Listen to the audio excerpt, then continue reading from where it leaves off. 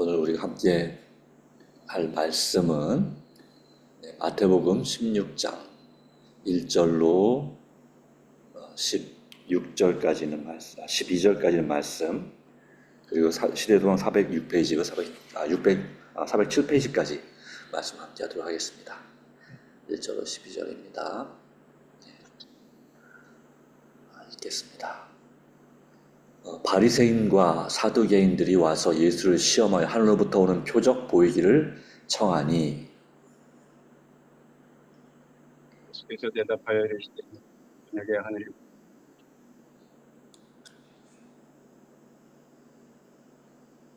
왜 안 들리냐?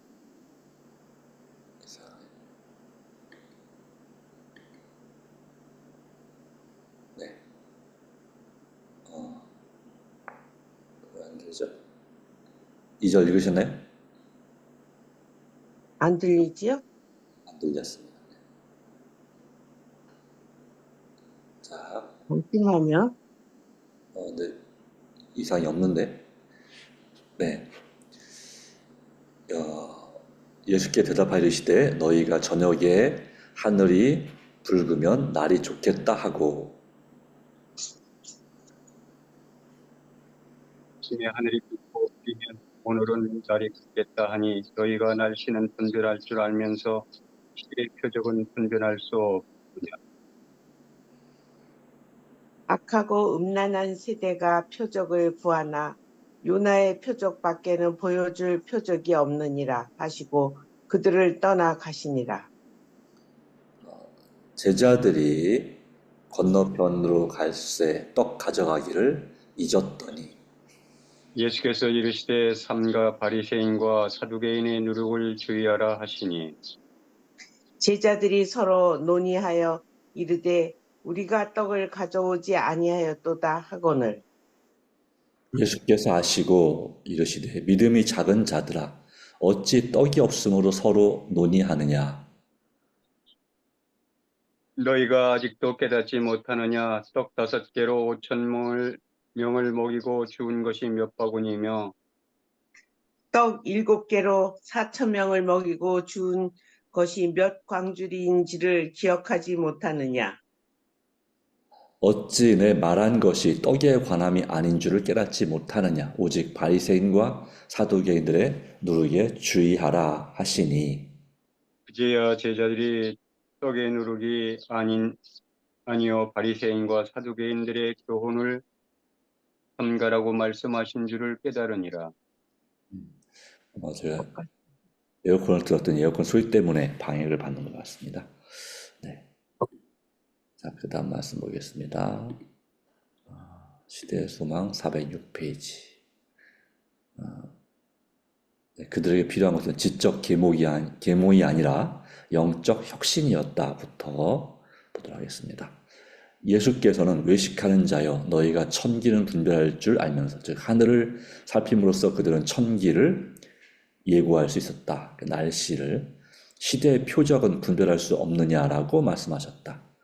그들에게 죄를 자각하게 하는 성령의 능력으로 하신 그리스도 자신의 말씀은 하나님께서 그들의 구원을 위하여 주셨던 표적이었다. 그리고 그리스도의 사명을 보증하기 위하여 하늘에서 온 직접적인 표적도 주어졌다. 목자들이 들은 천사들의 노래, 도망박사들을 인도한 별, 침례받으실 때 하늘로부터 내려온 비둘기 모양과 음성 등은 그분을 증거하는 것들이었다. 예수께서 마음속에 깊이 탄식하시며 가라사대 어찌하여 이 세대가 표적을 구하느냐. 요나의 표적밖에 보여줄 표적이 없느니라. 요나가 밤낮 사흘을 고래 뱃속에 있었던 것처럼 그리스도께서도 그와 같은 시간을 땅 속에 있을 것이었다. 그리고 요나의 전도가 니느웨 사람들에게 한 표적이 되었던 것처럼 그리스도의 전도는 그 세대의 한 표적이었다. 그러나 말씀을 받아들이는 데는 얼마나 대조적인가. 이 큰 이방인의 도성에 살던 사람들은 하나님에게서 온 경고를 듣고 두려워 떨었다. 왕들과 귀인들이 자신을 겸비하게 하고 높은 자나 천한 자가 다 하늘에 계신 하나님께 부르짖어 그들은 그분의 긍휼하심을 받았다. 심판 때에 니느웨 사람들이 일어나 이 세대의 사람을 정죄하리니 이는 그들이 요나의 전도를 듣고 회개하였음이니와 요나보다 더 큰 이가 여기 있다라고 그리스도께서는 말씀하셨다. 그리스도께서 행하신 모든 이적은 그의 신성에 관한 표적이었다. 그는 메시아에 관하여 예언된 바로 그 사업을 행하시고 계셨으나 이 국률의 사업이 바리새인들에게는 심한 모욕이 되었다.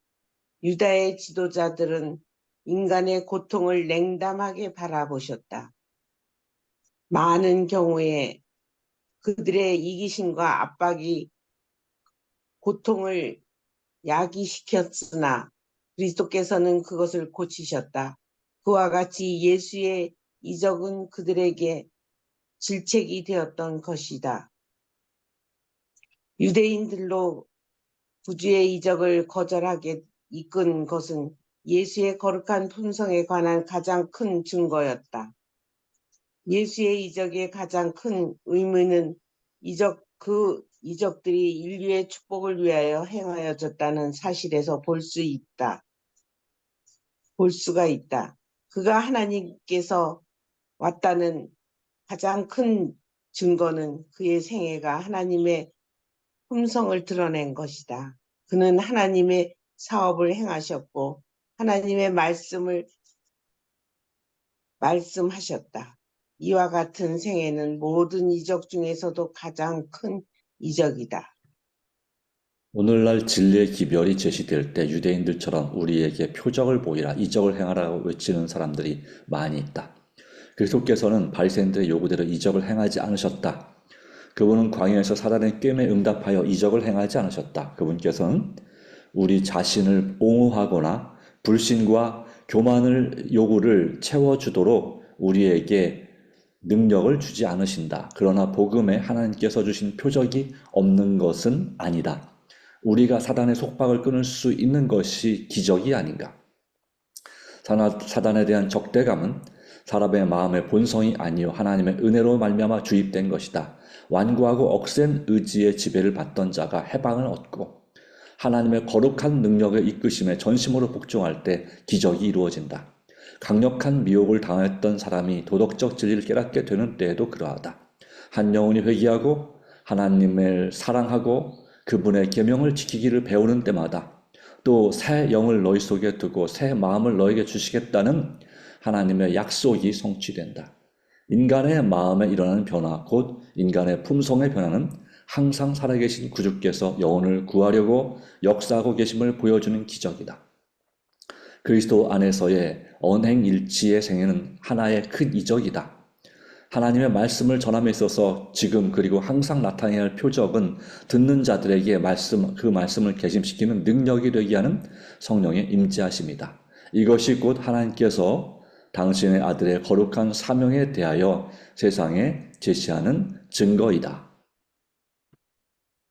예수님에게서 표적을 바라던 자들은 그들의 마음을 불신으로 강박하게 하였으므로 그분의 품성에서 하나님을 닮은 품성을 식별하지 못하였다. 그들은 그분의 사명이 성경 말씀을 성취시키고 있음을 알고자 하지 않았다. 부자와 나사로의 비유에서 예수께서는 바리새인들에게 모세와 선지자들에게 듣지 아니하면 비록 죽은 자 가운데서 살아난 자가 있을지라도 권함을 받지 아니하리라고 말씀하셨다. 하늘이나 땅에서 나타낼 수 있는 어떤 표적도 그들에게는 유익이 되지 않을 것이었다. 예수께서는 마음속에 탄식하시며 이 채집 잡는 무리를 떠나 제자들과 함께 다시 배에 오르셨다. 슬픔으로 침묵한 채 그들은 다시 호수를 건넜다. 그러나 그들은 저희가 이전에 떠난 곳으로 돌아가지 않고 5천 명을 먹이신 곳 부근의 베세다로 방향을 돌렸다. 비틀게서 꽤 떨어져 나왔을 때 예수께서는 산과 바리새인들과 사두개인들의 누룩을 주의하라고 말씀하셨다. 유대인들은 모세의 시대의 이래로 유월절에는 저희 집에서 누룩을 없애는 것이 관습이었으며 누룩을 죄의 상징으로 보도록 가르침을 받아왔다. 그러나 제자들은 예수님의 말씀을 이해하지 못하였다. 마가단에서 갑자기 떠나왔으므로 그들은 떡 가져오는 것을 잊었으며 따라서 그들에게는 떡 한 조각밖에 없었다. 이런 환경에서 그들은 그리스도의 말씀을 바리새인이나 사두개인의 떡을 사지 말라고 경고하시는 말씀으로 이해하였다. 그들은 믿음과 영적 통찰력이 부족하여 그분의 말씀을 이처럼 오해하는 때가 종종 있었다. 그리하여 몇 마리의 생선과 보리떡 몇 조각으로 수천 명을 먹이신 예수께서는 그 엄숙한 경고의 말씀을 하면서 겨우 육신의 양식에 대해서만 언급하셨을 것이라고 생각한 그들을 책망하셨다. 바리새인과 사두개인들의 교활한 논법이 제자들을 불신으로 인도하여 그리스도의 사업을 경하게 여기도록 할 위험이 있었던 것이다. 제자들은 저희 선생께서 하늘의 표적을 보이라는 요구를 들어주셨어야 했다고 생각하였다. 그들은 예수께서 이것을 충분히 하실 수 있었으며 그런 표적은 예수의 원수들을 침묵시킬 것이라고 믿었다. 그들은 이 비평자들의 위선을 식별하지 못하였다. 네, 몇 달 후 여기까지 읽어야 돼요? 원래 더 읽으셨는데 뭐 괜찮습니다. 그만 읽지. 그럼 읽으시고 마저 읽으실까요? 여기까지만? 네. 몇 달 후 무리 수만 명이 모여 서로 밝힐 만큼 되었을 때에도 예수께서는 같은 교훈을 반복하셨다. 예수께서 먼저 제자들에게 말씀하여 가라사대 바리새인들의 누룩 곧 외식을 주의하라. 네, 감사합니다. 네, 감사합니다. 자, 오늘 받은 말씀 가운데서 주신 하나님의 우리 교훈을 함께 묵상해 보도록 합니다. 네, 요지는 그렇죠. 바리새인들의 누룩을 주의하라. 또 여기에 말씀하기를 누가 보면 외식을 주의하라라고 말씀을 하셨는데 그렇게 말씀하신 이유는 왜 그럴까요? 라고 하는 질문을 해볼 수 있겠습니다. 왜 그렇게 하셨을까요? 누룩은 이제 또 다른 말로 말하면 여기는 교훈이라고 그랬죠. 네, 교훈을 주의하라 라고 했습니다. 또 다른 말로 하면 영향력이죠. 영향력. 그렇죠? 네, 맞습니다.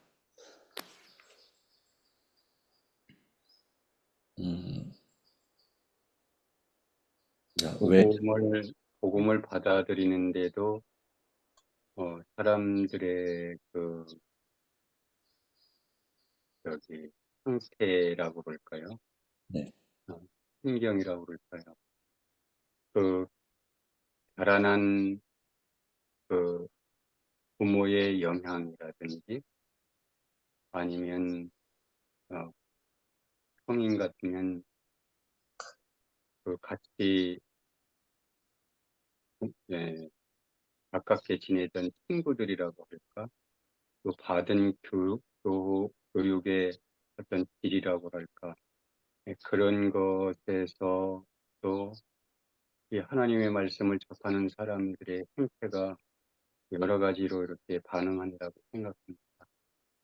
네, 그래서 순수한 마음을 가진 사람들은 제가 볼 때는 하나님의 말씀을 잘 받아들일 수가 있는데, 예, 그래서 이제 지금 말씀드린 그런 여러 형태의 사람들에게 이 같은 말씀이 주어져도 반응하는 것은 각각 다르고 그, 뭐라고 볼까 결과적으로 맺는 열매가 현저하게 다르다고 이렇게 생각이 되고요. 오늘 말씀이 시대의 소망에서 나오는 말씀 가운데 하나님의 말씀을 올바로 깨닫고 그 말씀을 의지하는 말씀의 능력을 경험하지 못하면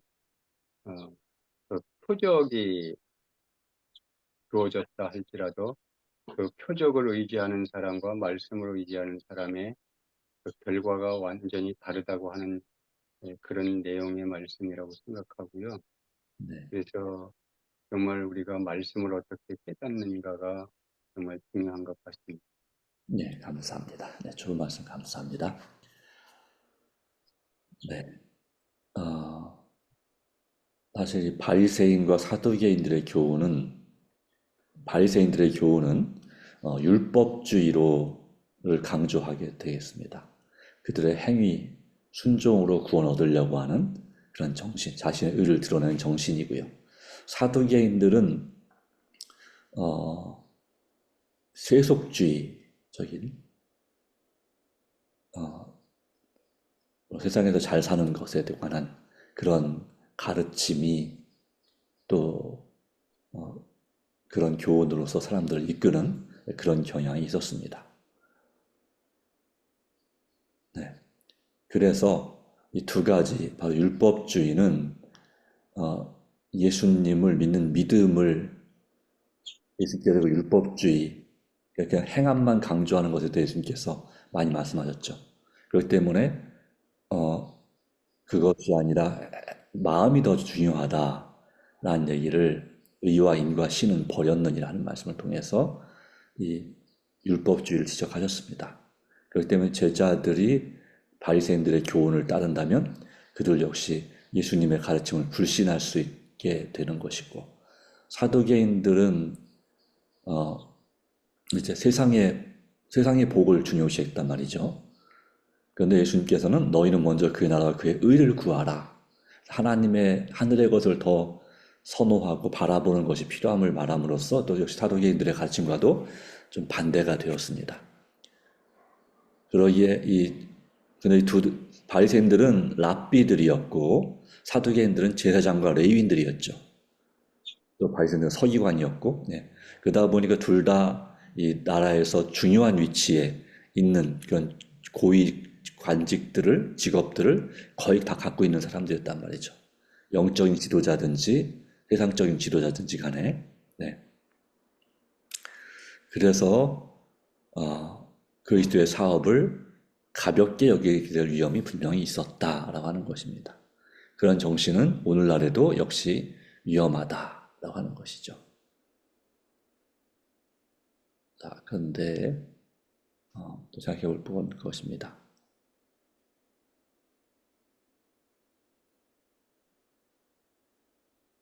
자, 이 바리새인과 사두개인들이 연합해서 왔습니다. 와서 예수님에게 하늘로부터는 표적을 보이기를 요청했습니다. 원래 둘 사이가 앙숙이었지만, 그러나 이제 예수님을 공격하는 데 있어서 그들이 연합한 적의 적은 바로 뭐 이렇게 동료다라고 하는, 네, 그렇게 그런 식이 맞이 되는 거죠. 네, 그래서 그런 일로서 공격했는데, 자, 왜 그들은 표적 보이기를 요청을 했을까요? 라고 하는 것이고요. 그리고 예수님은 날씨는 분별하면서 왜 시대의 표적은 분별할 수 없느냐라고 말씀하셨을까요? 하는 부분도 생각해 볼 수 있겠습니다. 시대의 표적이란 무엇일까요? 하는 것도 되겠고요. 네, 천기 또 날씨. 네.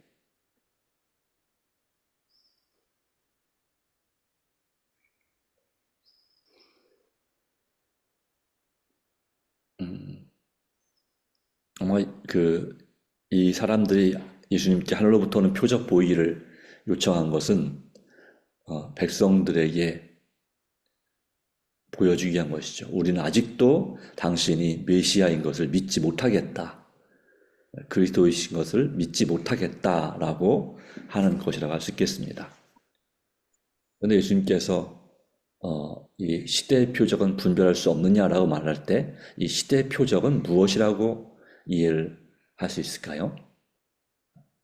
제가 아까 여기 말씀 가운데에서 그 표적은 예수님께서 말씀하시는 그 오늘의 그 내용 가운데 표적은 너희가 tin기를 분별할 줄 알면서 왜 그 시대의 그 표적은 분별할 줄 모르느냐 그 말씀처럼 현대에도 많은 사람들이 그렇게 표적을 구한다고 그랬잖아요. 네, 그런데 이제 그 오늘 그 말씀의 내용을 보면 하나님의 말씀으로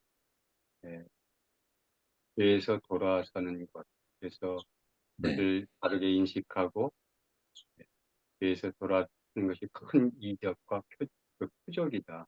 그래서 네, 우리의 삶에서 그것을 이렇게 받아들이고 우리의 삶에서 하나님의 말씀으로 변화되는 것이 여기서 이제 그들이 구한 표적이나 이적보다 더 큰 것이라고 이렇게 설명하는 말씀의 내용이라고 생각합니다.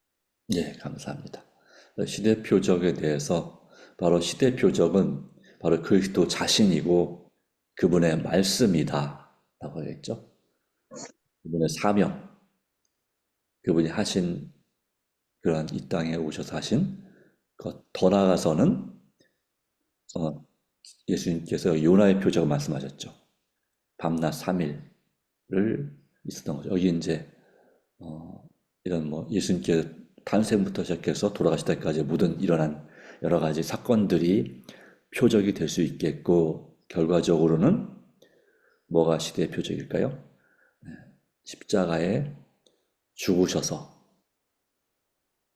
여기 밤낮 사흘을 이 무덤 속에 계셨던, 그리고 다시 부활하시는 것이 가장 큰 표적으로 말할 수 있겠죠. 그죠? 그래서 여기 다시 말하면 두 가지입니다. 여기는 그 사두개, 바리새인들과 사두개인들의 교훈을 따를 것인가, 아니면 시대의 표적이신 예수님의 교훈을 따를 것인가, 그리고 그분의 업적과 사명을 우리가 보고 진정한 우리의 구주를 발견할 것인가, 아니면 세속적인 왕, 바로 이 사단을 따를 것인가 하는 차이가 있겠습니다. 우리가 어떤 마음을 가져야 하느냐라는 부분이 중요하지 않을까 생각합니다. 네. 그러기에 여기 니느웨 사람들 얘기를 들고 있는데요. 이 니느웨는 이 유대보다 훨씬 더 악한 그런 이 아수르의 수도가 바로 니느웨였지만, 그 니느웨 성에 살던 사람들은 이 요나의 이 예언에 대하여 하나님께서 오신 경고로 받아들이고 두려워 떨고, 왕부터 시작해서 모든 귀족들과 또 관리들과 백성들과 심지어는 가축들까지 금식 기도를 하면서, 금식을 시키면서 하나님께 부르짖었습니다. 그래서 하나님께서 그들에 대한 재앙을 예언을 지연시키셨죠. 물론 나중에 나훔 때에 보통 한 150년 후에 망하긴 했지만,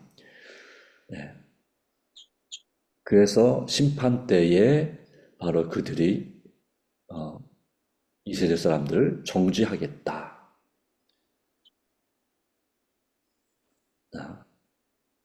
요나보다 큰 이가 여기 있다. 바로 예수님 자신의 정체성이 분명했습니다. 자신이 하나님의 아들이고 이 땅에 메시아로서, 즉 그리스도로 오셨다는 사실을 분명히 알고 계셨습니다.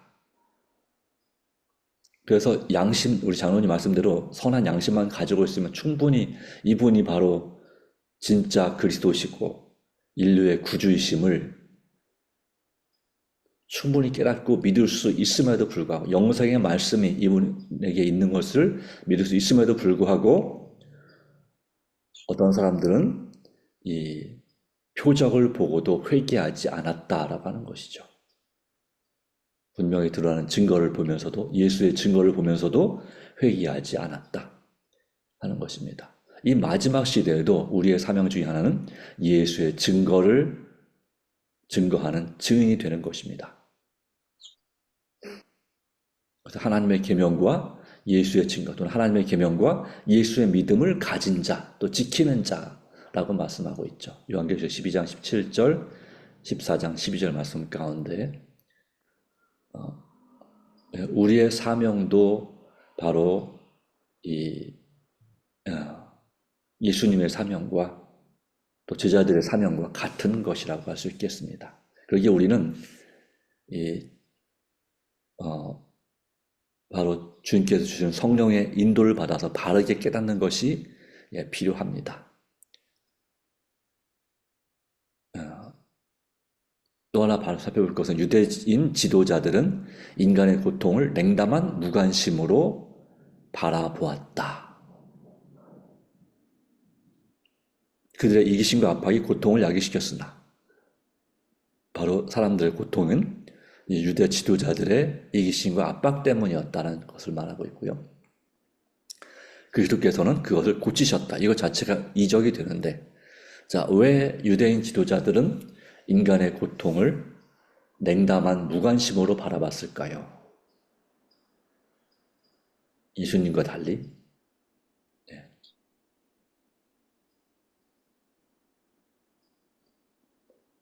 자, 그 아픈 사람들, 가난한 사람들에 대한 그 인식이 달랐기 때문이라고 볼 수 있겠습니다. 예수께서는 그들을 구원받을 사람으로, 그래도 구원받을 자들로 또 구원받을 믿음이 있는 걸로 보셨지만, 유대인 지도자들은 그들이 구원이 없다고 생각하기 때문이죠. 사람이 가난하게 되는 것도 하나님께 사랑받지 못한 것이고, 이 중병, 불치병에 걸리는 것도 역시 하나님께 저주를 받아서 그렇게 된 것이다 라고 생각하는 사상이 있었기 때문에 라고 할 수 있겠고, 자기한테 잘하는 사람한테는 잘하는 그런 상태, 그런 냉담한 무관심으로 바라보았다 라고 말하고 있습니다. 자, 우리는 어떠한가요? 우리가 종종 만나는 우리 동네 사람들, 또 우리의 이웃 사람들에게 그들의 고통이 있을 때 우리는 그들을 어떻게 바라보고 있는지 다시 한번 생각해 볼 기회가 된다고 생각합니다. 네.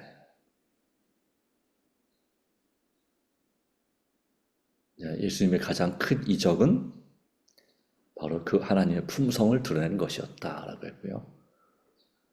문제는 이런 예수께서 바리새인들의 누룩을, 사두개인들과 바리새인들의 누룩을 주의하라 라고 말씀했을 때 제자들이 깨닫지 못했다고 하는 것입니다. 왜 그들은 깨닫지 못했을까요? 라고 하는 질문도 해볼 수 있겠습니다.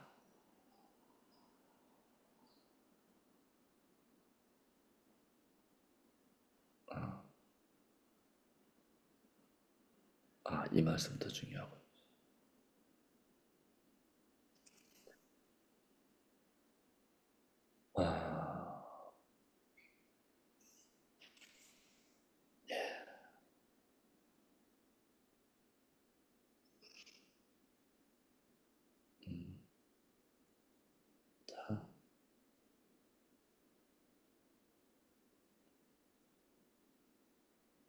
예.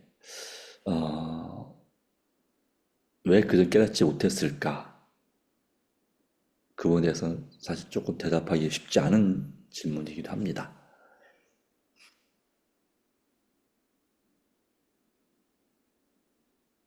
마음이 둔하기 때문이라고 할 수 있겠는데요. 왜 마음이 둔하게 됐을까?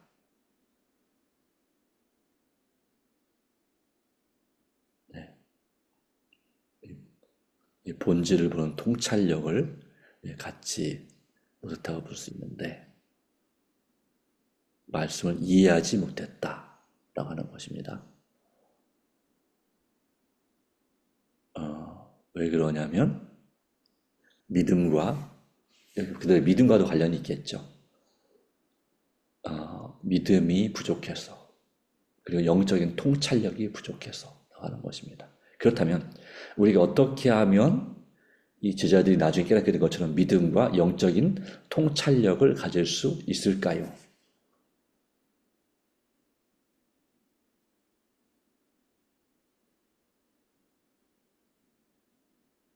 네. 영적인 통찰력을 가질 수 있는 비결.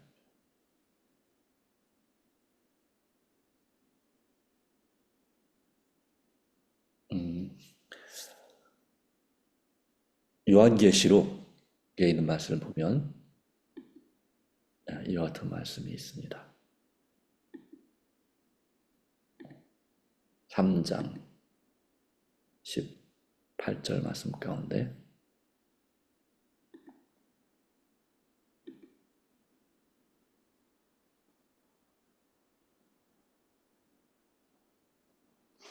보아도 보지 못하고 들어도 깨닫지 못하는 사람들에 대해서 말하기를 18절 내가 너를 권하노니 내게서 불로 연단한 금을 사서 부유하게 하고 흰옷을 입어 벌거벗은 수치를 보이지 않게 하고 안약을 사서 눈에 발라 보게 하라 라는 말씀이 있습니다.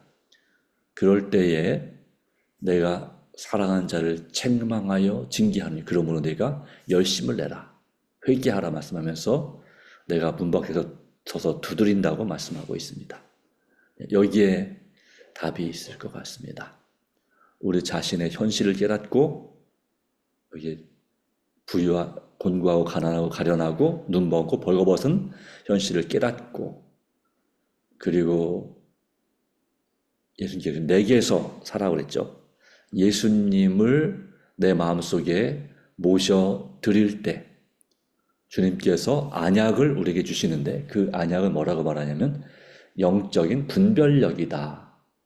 통찰력도 맞겠죠. 영적인 통찰력이다.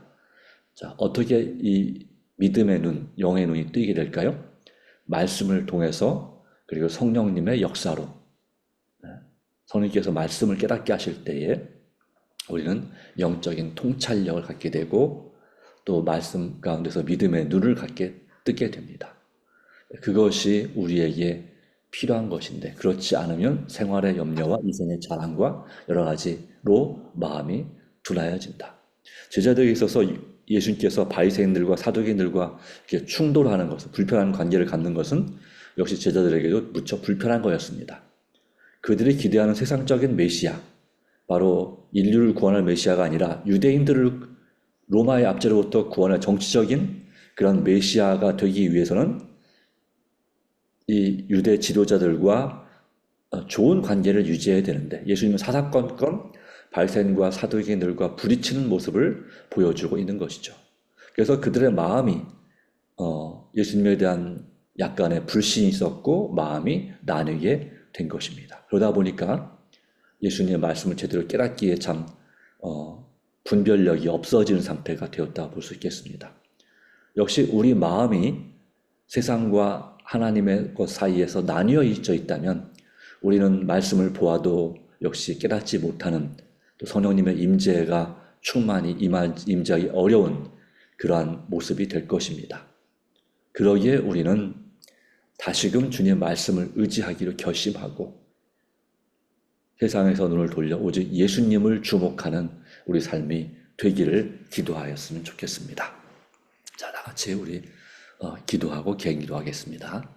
하나님 감사합니다. 오늘도 주님께서 우리에게 은혜 주셔서 우리의 믿음의 눈을 열어주시고 영적인 통찰력을 갖게 해주시기를 간절히 바랍니다. 무엇이 옳은지 무엇이 중요한지 또 우리가 사람들을 어떠한 마음으로 대해야 되는지 주님 가르쳐 주시고 우리가 누군가를 비난하고 끌어내리기 위한 그런 마음이 아니라 형제 사랑하기를 먼저 하고 존경하기를 힘쓰는 우리가 되게 해주시고 정말 예수님의 마음으로 언행일치의 삶을 살게 하여 주시옵소서. 그것이 또 하나의 큰 이적이라고 말씀했습니다. 오 주님, 우리로 하여금 오늘도 주께서 도와주시고 오직 주님 뜻대로 살도록 도와주시고 주께서 우리에게 말씀하실 때 미루지 말고 즉시 순종할 수 있도록 역사하여 주시옵소서. 오 주님, 날씨가 뜨겁습니다. 주님 감당할 수 있는 체력과 건강도 허락해 주시고 또 몸과 마음이 아픈 성도들 속히 치유하여 주시고 회복시켜 주시옵기를 예수님의 이름으로 간절히 기도합니다. 아멘. 예, 감사합니다. 감사드립니다. 네, 갑자기 바랍니다. 네, 내일은 성만찬 예식이 있습니다. 또 내일